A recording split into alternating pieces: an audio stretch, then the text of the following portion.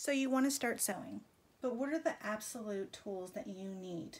Well, I'm going to tell you the 7 tools to get started and some cost-saving substitutes. Fabric cutting scissors. So they don't have to be really expensive, but they can get super expensive. So these are actually a pair that I had. These are Singer, and I didn't know you're not supposed to cut anything else with your fabric cutting scissors. Otherwise, they will do what these do now, which is kind of skip when they cut. You want scissors to be long enough so that as you do your long cuts, it cuts right through the fabric. These are quilting scissors, and they cut thicker layers of fabric.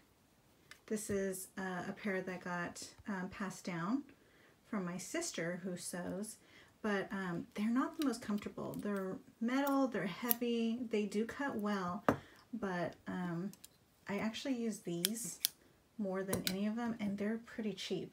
So you can get cheap fabric cutting scissors.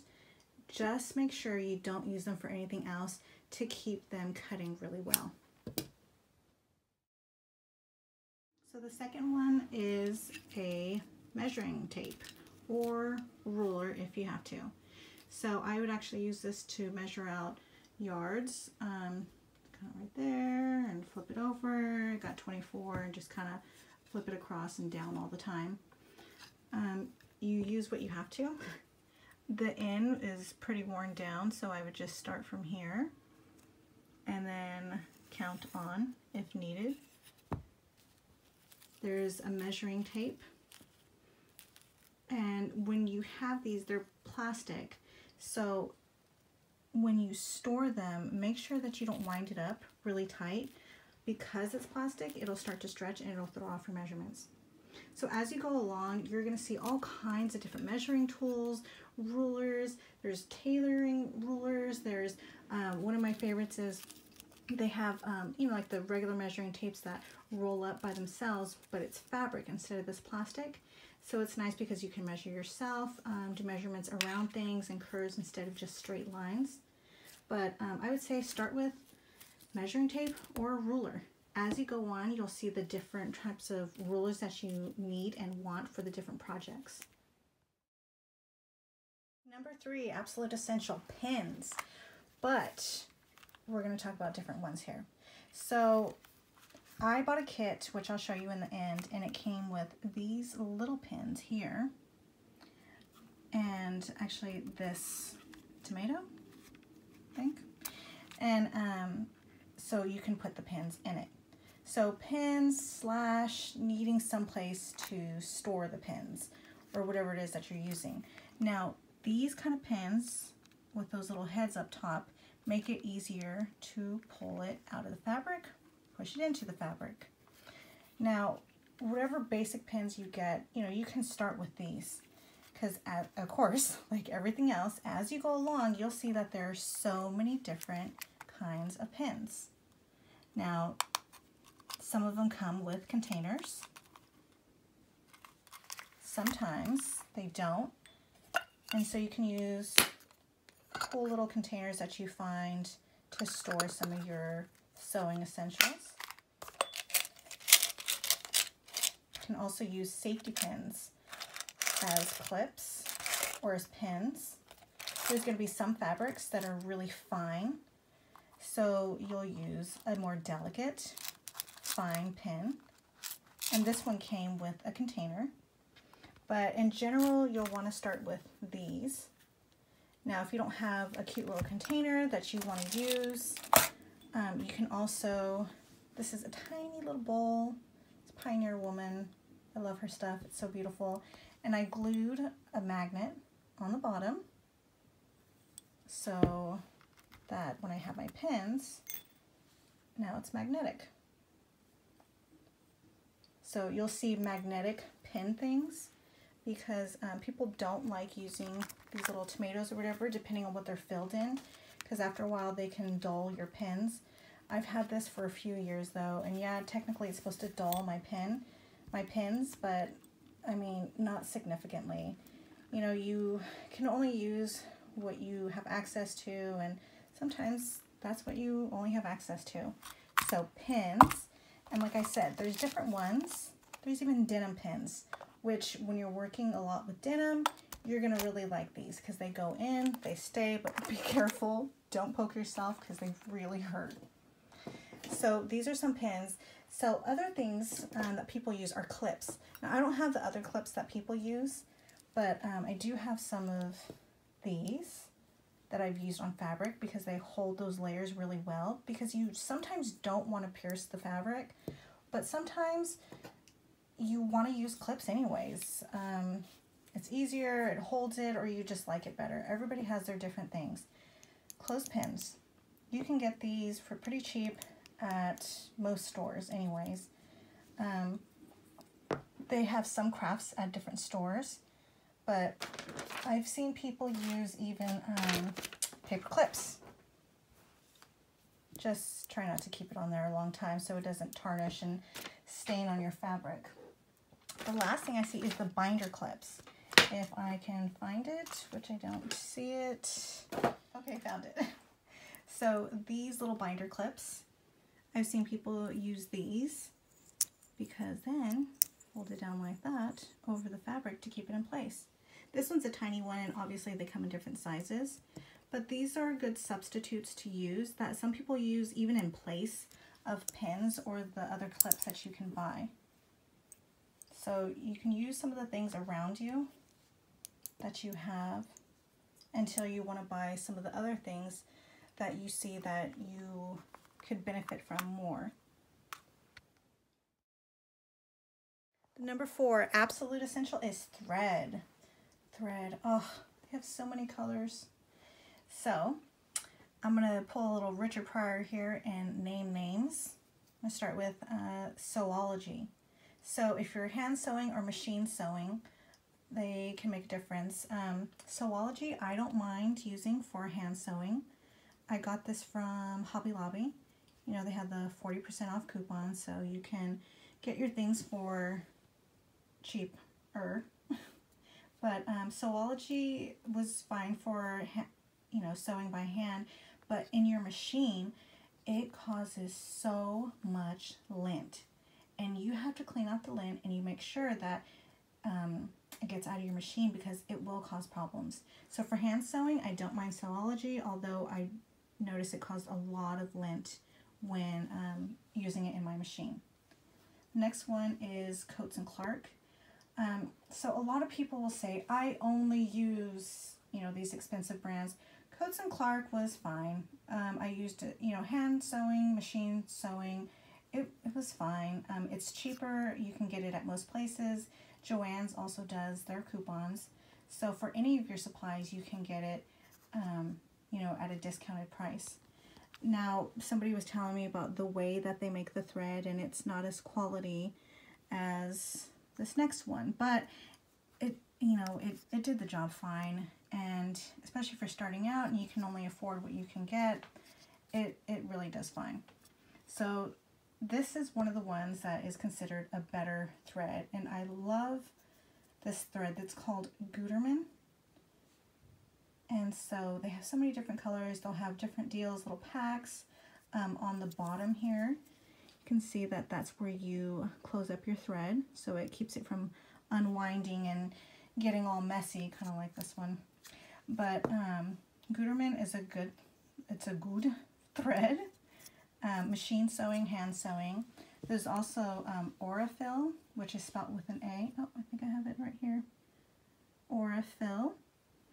And they do nice thread also. It's more expensive. So, you know, if you're starting out, I think you can totally do the Coats & Clark. If you're hand sewing, sewology. Otherwise, I'd say no. But, you know, Aurifil is obviously a good thread. Gutermann. So, depending on your price and what you can afford, but find threads to work with. One additional note. So, if you're not sure what thread to get for general all-purpose projects because you're not sure what you might need, polyester is a good general thread. There's polyester, there's cotton. I think this one, not sure if this one's cotton. No, because I didn't write it. So see why I had to write it. I also do machine embroidery, so I had to write that this is sewing thread. But they have cotton, which you'll want for cotton projects, quilting, or even like when we're making all kinds of masks, we were suggested to use cotton thread. So polyester is a good one though. It holds up for a lot of projects. If you're sewing with minky, you know, the really soft material, you want polyester. This one's a polyester. So different projects might need polyester or may need cotton or some other specialty one. But if you have the opportunity to buy only one thing, start with polyester. Number 5, absolute necessity, sewing needles. So sewing needles vary because different needles are for different jobs. And a pack I'll show you at the end. This came with their hand sewing needles. They're not ones you're going to use in a sewing machine. So these are examples of sewing machine needles, and these will make all the difference. Hand sewing, different sizes. I don't notice a preference or anything in it. I just drits. Those work fine. But let me get to the machine needles. These will make all the difference in your projects. Make or break whatever it is that you're doing and your frustration. So different needles are for different jobs. Anything with stretch, you're going to want a stretch needle. If you're working with metallic threads, you're going to want a metallic needle. Now the way these needles are built is different. Let me show you this little thing here so you can get a little understanding. So these are the insides, the needle. Each one is different to accommodate the threads. If you use a regular needle to do with metallic thread, it's going to tear that thread up. Now, your needle is going to give you your success in the job. They say change your needle every job. Sometimes you sew just for a few minutes. Sometimes it's a small project. I don't change it every project I do, but the most bang for your buck, I believe, this Schmetz pack. Now, Schmetz is a good brand for needles. Of course, they have a more expensive brand. I think they call it titanium ones, and they say they're the best, and I'm sure they are, but these ones work just fine. So this pack comes with, focus on here, so universal needles. Now these numbers are going to depend on how thick of the fabric or material that you're working with. This one's a twin needle, which gives a certain look and effect, but it's a universal one. So if you're doing it with stretch fabrics, any fabrics with stretch in it, you don't want to use that one. Again, here's some stretch needles, and these are the different sizes depending on how thick of the fabric you're going to use. Jean needles, that one says 90, it's hard to see, 180 for thicker fabrics, thinner denim fabrics. So I think this was like 15 at Joann's, but again, you can use the coupon, which really helps. So spending your money anywhere on some supplies, this is going to be one of them. Of course, they have Class A sewing needle brands. So I'll show you this booklet real quick, which is super helpful. So this, at least Schmetz, has the color of the needle, which means the needle type that it is. This color, it means the needle size. So in America, we use these numbers. You're going to use this 90. And I guess in other countries, they use 14. That's why it says 90-14. So if you need a screenshot of this, just let me know and I can try to take a picture and put it in the comments. But needles, yes, they make all the difference. We are nearing the end with our number 6 absolute sewing necessity. These are fabric markers, or things that mark your fabric. So when you're sewing, you have to mark where you're going to cut something. Or if you're tracing a pattern, you need something to trace around it. Especially if you're new and you're trying to make a straight line. You're going to want something like this. These are some different ones. This is a friction pin. Now this actually isn't even a fabric tool or sewing tool. This can be found at any like Office Depot or any of those stores. It has disappearing ink. Basically, when you put heat on it, it'll disappear. There's lots of different ones. The soapstone, this is chalk. So different ones might help for different things. Example, the chalk will be more helpful when you're marking on dark fabrics. It also comes with colored chalk and a sharpener. This one's soapstone, helps with dark fabrics I'm working with. This one's more of a marker type. I've heard of people saying that these didn't quite disappear, but this was the first one that I got. I actually love these the best. I'm doing a video on these so you can see a little more how these work, and just to try to keep the focus on the absolute necessities for here, you can check out that video. So last but not least is a flat cutting surface. This white part is actually a table that I have my mat on, but this one's a table that I got, but before I would just use the kitchen table, but it got tiring to have a project out, have to clean it all up for mealtime, and then clean up after a meal, bring my project out again. So I actually got this table, and the sides drop down on each side. So here's the part where it drops down. Here's the part where the other side drops down and it goes into this smaller space. I don't see the lines. There they are.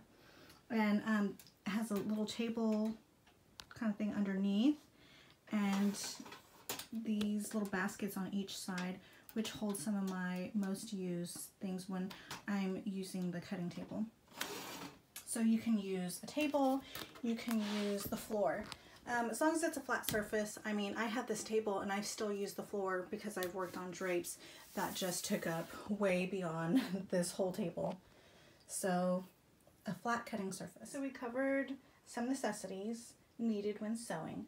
And I wanted to show you this little kit. This is all part of a kit that I got. I got it from Walmart. I've seen it at Joann's, but it came not with these pins, but with these ones. But this whole little kit came together, came with some tracing paper, a white pen to use as marking, but it didn't work well for me, so I got rid of those. But these scissors came with it. This is a tracing wheel. So it's a great little kit. There's the sewing needles. Now, remember, these are hand sewing needles. They're not for the machine. But it's a great kit. So I would say if it's available to you, try that. I don't get paid to endorse it, but I just found it to be the most helpful, comprehensive little kit to get me started in sewing. So I'm going to cover a few extra buys. So after I had my essentials, like I said, there's so many different things you can start buying in the direction of sewing that you do. Because you may do upholstery, you may do garment making, you may decide to go in some other direction, maybe making dolls. And there's different tools that'll help you with that. But I'm going to show you 2 more tools that were the most helpful for me, regardless of the type of sewing I did. This is a rotary cutter. So they have another one that's a little more straight edge, but this is supposed to be more ergonomic, and I will take everything ergonomic when sewing. So as you can see, it has a lock button right here. You push it, it drops the blade out, and now you can cut all the little directions you want, especially when you're doing a pattern. It's really nice. But a 45 millimeter size of blade is a good average size because it works with most things that you're doing. Lock that baby. So the second buy that I got was a mat. Now I got this from an art store. I got it when they were having a back to school sale. So that's a good time to try to find a mat. This is a self-healing mat, which is important because you're gonna need it for this kind of thing. It's gonna make little nicks and scratches on here. And so all you're gonna do is soak this whole thing. You can soak it in the tub and it'll heal those babies up.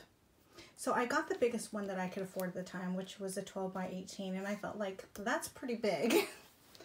But you can cut as wide as your mat is. So eventually I got this mama right here, which looks upside down, but this one's like a full yard size.